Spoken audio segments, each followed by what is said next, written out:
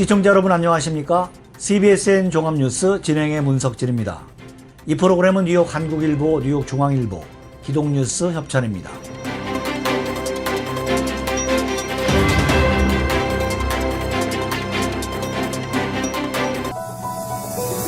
조 바이든 대통령이 도널드 트럼프 전 대통령이 축소한 건강보험개혁법 ACA, 일명 오바마 케어 되살리기에 나섰습니다.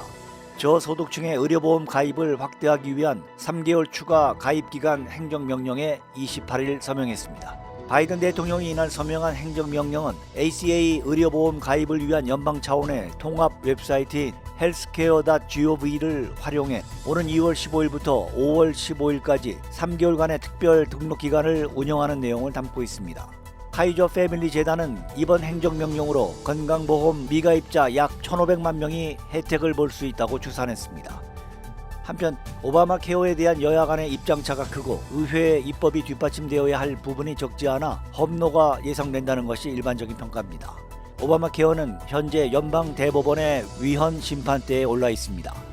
이 법은 당초 의료보험 가입을 의무화하면서 미가입 시 벌금 조항을 뒀지만 트럼프 행정부는 이 벌금 조항을 사실상 사문화했습니다.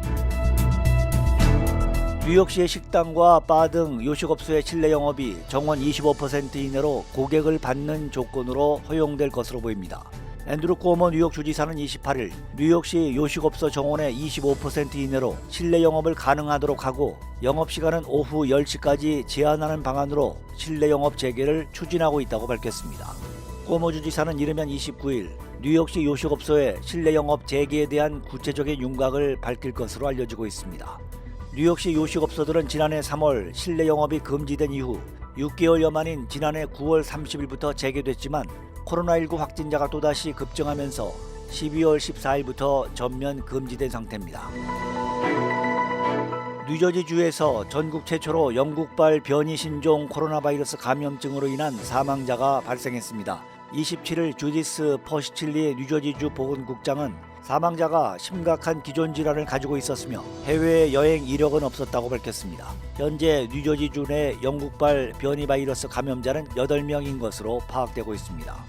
28일 바이든 대통령의 코로나19 자문단 보건 전문가인 미네소타 대학 전염병 연구정책센터 마이클 오스타홀름 소장은 변이 바이러스로 향후 6주에서 14주 사이에 미국의 최악의 코로나19 상황이 닥칠 것으로 경고했습니다.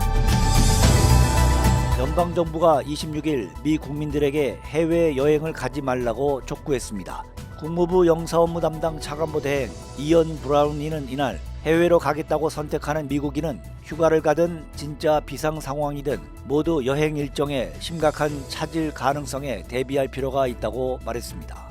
브라운리 대행은 해외에서 코로나19 검사를 쉽게 받을 수 없거나 양성 판정이 나오면 계획보다 훨씬 오래 머물게 될 것이라며 그런 일이 벌어지면 그 연장된 체류 기간 동안 스스로 숙박과 의료 비용을 책임져야 할 것이라고 덧붙였습니다.